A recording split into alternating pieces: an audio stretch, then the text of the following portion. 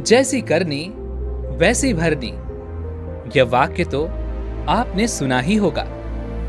अर्थात जैसे आप कर्म करोगे वैसा ही आपको फल भी प्राप्त होगा। लेकिन मेरा एक प्रश्न है, क्या आप इस बात पर यकीन करते हैं कि जैसा आप कर्म करेंगे वैसा ही आपको फल भी मिलेगा?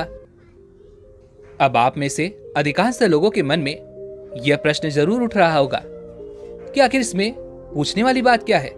यह तो सत्य ही है कि जैसे हम कर्म करेंगे वैसा ही हमें फल भी मिलेगा। लेकिन एक बार के लिए आंखें बंद करके अपने आप से यह प्रश्न कीजिए। देखिएगा कि आपको इस प्रश्न का उत्तर स्पष्टता से नहीं मिल पाएगा। कहीं ना कहीं आपके मन में एक संशय जरूर होगा कि क्या यह बात सच है या झूठ। क्योंकि आपने अपने आसपास तो ऐसे कई लोगों को देखा होगा जो लोग बहुत अच्छे कर्म करते हैं, बहुत अच्छे स्वभाव के होते हैं, वे कभी किसी का बुरा नहीं करते, किंतु फिर भी उनके साथ हमेशा बुरा होता है। वे लोग हमेशा दुखी रहते हैं, हमेशा परेशान रहते हैं। आपने कई बार यह भी देखा होगा, या फिर आप में से ही कई ऐसे लोग भी होंगे जिन्होंने अपनी परीक्षाओं के लिए जी तोड़ मेहनत की होगी, लेकिन फिर भी अंत में उनके हाथ निराशा ही लगी। तो इसका अर्थ क्या हुआ? क्या इसका अर्थ यह है कि जिन भी महापुरुषों ने इस कहावत को कहा है, क्या यह झूठ है? क्या वो महापुरुष गलत थे? नहीं, वास्तविकता तो यह है कि हम अपने कर्मों का लेखा जोखा समझ ही नहीं पाते, और इसी कारण हम ये सोचते हैं कि हम तो बहुत अच्छा कर्म कर रहे हैं, हम लोगों की भलाई कर रहे हैं, लोगों की मदद कर रहे हैं, फिर भी हमें न जाने क्यों हमेशा दुख और परेशानी ही उठानी पड़ती है। लेकिन आज की जो कहानी मैं आपके लेकर आया हूं, इस कहानी के माध्यम से आप ये समझ जाएंगे कि आखिर कर्मों का यह लेखा जोखा हमारे जीवन पर किस प्रकार प्रभाव डालता है। एक समय की बात है, एक गांव में दो भाई रहा करते थे। दोनों ही कुशल थे, किंतु उनमें से एक बहुत ही क्रूर, घमंडी और बहुत चालाक था।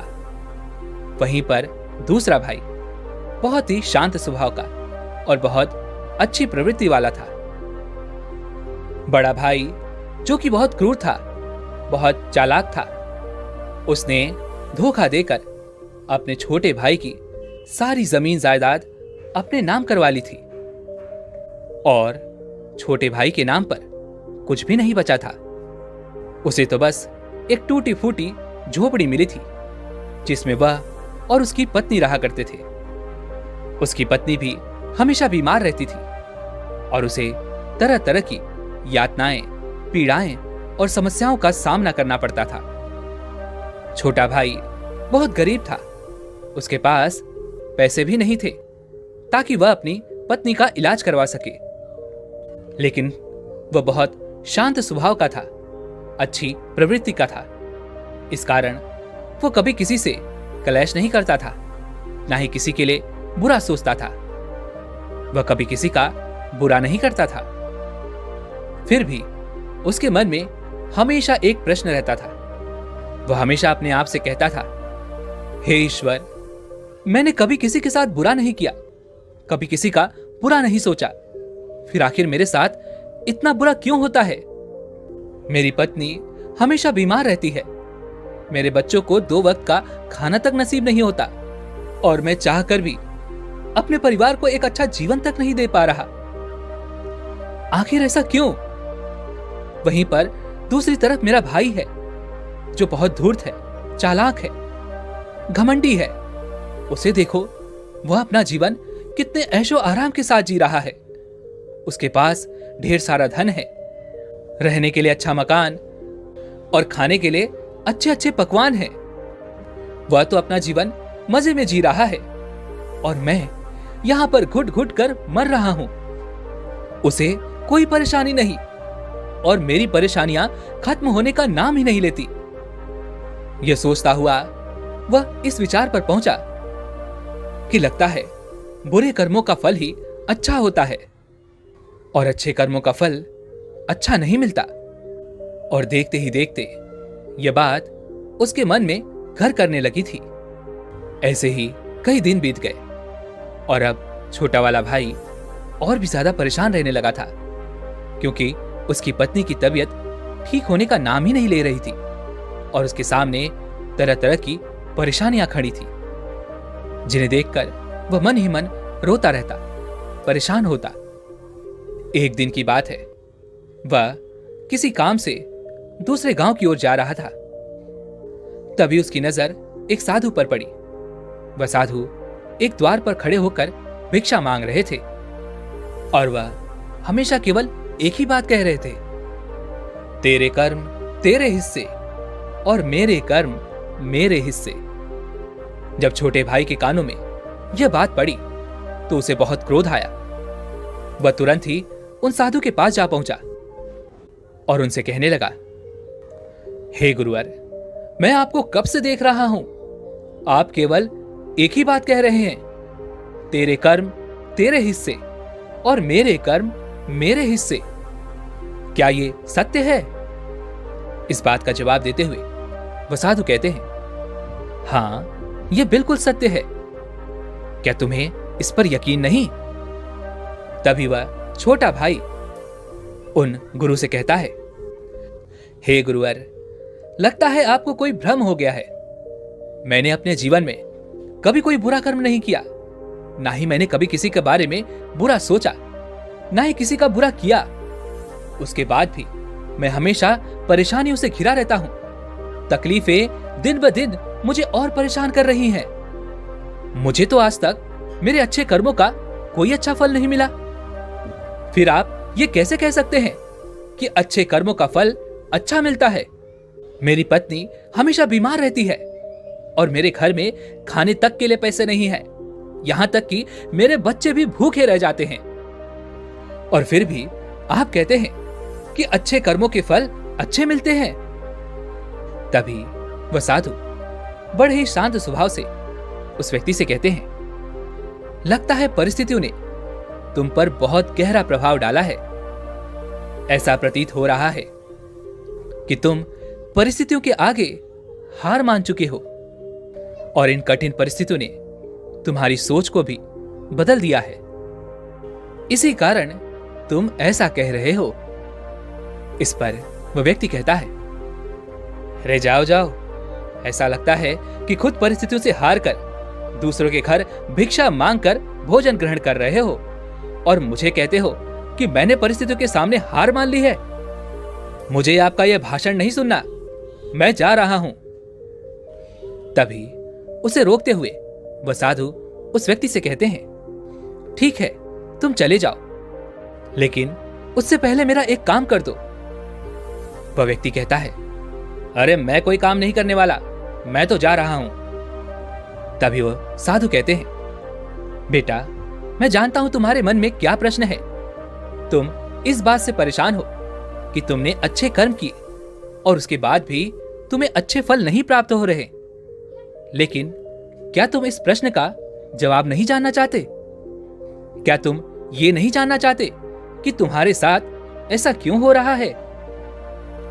यह सुनकर वो छोटा भाई कुछ देर के लिए मौन हो गया और कुछ देर सोच विचार करने के बाद वह कहता है, अच्छा ठीक है, बताइए मुझे क्या करना होगा? तभी वो साधु उस व्यक्ति से कहते हैं, मेरा बस एक छोटा सा काम कर दो। कल सुबह सुबह तुम मेरे लिए कुछ फल लेकर मेरे आश्रम आ जाना और जब तुम वहां पर आओगे तो मैं तुम्हें तुम्हारे प्रश्नों का उत्तर तुम्हें दे दूंगा और तुम्हें यह भी समझ में आ जाएगा कि तुम्हारे साथ ही ऐसा क्यों हुआ। इतना कहकर वह साधु अपना भिक्षा पात्र लेकर वहां से अपने आश्रम की ओर चल दिए। लेकिन वह व्यक्ति कुछ देर के लिए वहीं पर खड़ा रह गया और यह सोचने लगा कि क्या उसे फल लेकर उन गुरु के आश्रम जाना चाहिए या नहीं। यही सोचता हुआ वह घर लौट आया। रात भर उसके मन में केवल यही प्रश्न था कि मैं उनके पास फल लेकर जाऊं या ना जाऊं। देखते ही देखते सुबह होने लगी और अब उस छोटे भाई ने यह तय किया कि वह फल लेकर उन गुरु के आश्रम जरूर जाएगा। वह घर से निकलता है और कुछ फल खरीदता है, जिसे लेकर वह उन गुरु के आश्रम की ओर चल पड़ता है। उन गुरु का आश्रम थोड़ी दूर पर था और उसका रास्ता पड़ोस के जंगल से होकर गुजरता था, इसलिए उस रास्ते पर कोई हलचल भी नहीं थी और जगह जगह पर लंगूर और बंदर दिखाई दे रहे थे। जब वो छोटा भाई फल लेकर उन गुरु के आश्रम जा रहा था, तभी उन बंदरों को देखकर उसके मन में यह विचार उठता है कि क्यों न यह फल वह उन बंदरों को खिला दे। लेकिन तभी उसे याद आता है कि उन गुरु ने उसे वो फल आश्रम लाने को कहा है, इसलिए वह जैसे तैसे अपने मन को मनाकर उन गुरु के आश्रम की ओर चल पड़ता है। और देखते ही देखते कुछ देर में वह उन गुरु के आश्रम पहुंच जाता है। वह उन्हें प्रणाम करके उनसे कहता है, ये देखिए, मैं आ गया और जैसा कि आपने कहा था कुछ फल लाने के लिए, वो भी मैं लेकर आया हूं। अब तो मुझे बता दीजिए कि आखिर मेरे साथ ही ऐसा क्यों होता है। तभी वह साधु मुस्कुराते हुए उस व्यक्ति से कहते हैं, बताता हूं, लेकिन उससे पहले तुम मेरे एक प्रश्न का उत्तर दो। तभी वह व्यक्ति कहता है, कौन सा प्रश्न? तभी वह साधु कहते हैं, जब तुम मेरे आश्रम की ओर आ रहे थे और तुम्हारे मन में जब यह विचार उठा कि तुम यह फल उन बंदरों को खिला दो, तो तुमने ऐसा क्यों नहीं किया? यह सुन वह व्यक्ति बड़ा आश्चर्यचकित हुआ। उसे यह समझ ही नहीं आ रहा था कि आखिर जो विचार उसके मन में उठा था वह उन साधु को कैसे पता चला। तभी वह व्यक्ति दोनों हाथ जोड़कर उन साधु से कहता है, हे गुरुवर, यह बात तो मेरे मन में थी, किंतु आपको कैसे पता चली कि मैं बंदरों को फल खिलाना चाहता था? तभी वह साधु मुस्कुराते हुए उस व्यक्ति से कहते हैं, बेटा, जरूरी यह नहीं कि मुझे यह बात कैसे पता चली, जरूरी तो यह है कि तुमने उन बंदरों को यह फल क्यों नहीं खिलाया। वह व्यक्ति कुछ देर के लिए सोच में पड़ गया और उसने हड़बड़ाते हुए उन साधु को जवाब दिया कि क्योंकि आपने मुझे यह फल आपके पास लाने के लिए कहा था। तभी वह साधु उस व्यक्ति से कहते हैं, बेटा, जिस तरह से एक बछड़ा हजारों गायों में भी अपनी मां को ढूंढ ही लेता है, ठीक उसी प्रकार कर्म कर्ता को ढूंढ ही निकालता है। जैसे कि यह कर्म मेरे हाथों से ही लिखा था कि मैं ही इन बंदरों को यह फल खिलाऊंगा, इसलिए तुम यह फल उन बंदरों को ना खिला सके और यह फल तुम मेरे पास लेकर आए। इतना कहकर उन साधु ने वह फल उन बंदरों को खिलाना शुरू कर दिया। लेकिन वह व्यक्ति अब तक उन साधु की बात का मतलब नहीं समझ पाया था। वह उन साधु से कहता है, हे गुरुवर, आप क्या कहना चाहते हैं? मुझे आपकी बात कुछ समझ नहीं आई। कृपया करके मुझे साफ और स्पष्ट तौर पर समझाएं। तभी वह साधु मुस्कुराने लगे और उस व्यक्ति से कहते हैं, हम मनुष्यों को हमेशा से यही लगता है कि हम ही करता है और हम ही कर्म करते हैं, लेकिन वास्तविकता तो कुछ और है। यहां पर समझने वाली बात यह है कि कर्म हमारा चुनाव खुद करता है, हम कर्म का चुनाव नहीं करते। यदि आप किसी काम को करने के योग्य हैं, तो कर्म आपको लाखों लोगों की भीड़ में से भी ढूंढकर निकाल ही लेगा। इसलिए जरूरी यह है कि कर्म करने पर नहीं, बल्कि योग्य बनने पर ध्यान दो। यदि तुम्हारा पूरा ध्यान केवल कर्म करने पर होगा, तो तुम कभी भी योग्य नहीं बन पाओगे और कभी भी कर्म तुम्हारा चुनाव ही नहीं करेगा।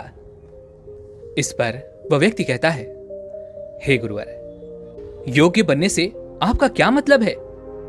आपका कहना है कि क्या मैं अपने परिवार का पालन पोषण नहीं कर सकता? तभी वह साधु उस व्यक्ति से कहते हैं, नहीं नहीं, मेरे कहने का अर्थ ये नहीं है। मैं तो तुमसे यह कहना चाहता हूं, योग्य बनने के लिए जिन कर्मों की आवश्यकता होती है, उसके लिए तुम्हें पहले छोटे छोटे कामों को करना शुरू करना होगा।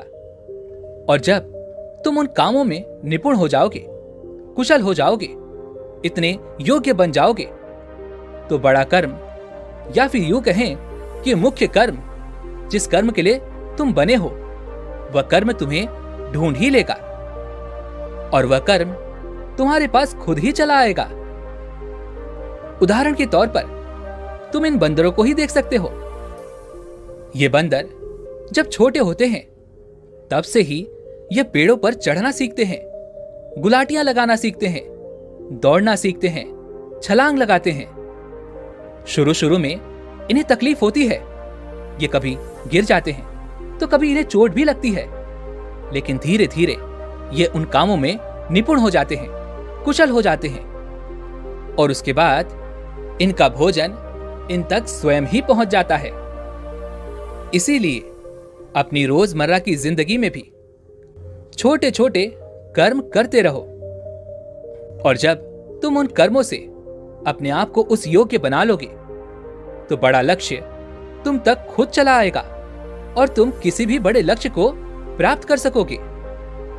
आगे वह साधु उस व्यक्ति से कहते हैं, और यदि तुम योग्य बनने के लिए कर्म करोगे ही नहीं तो दूसरे लोगों के कर्म भी तुम पर हावी होने लगेंगे, तुम्हारे जीवन को प्रभावित करने लगेंगे।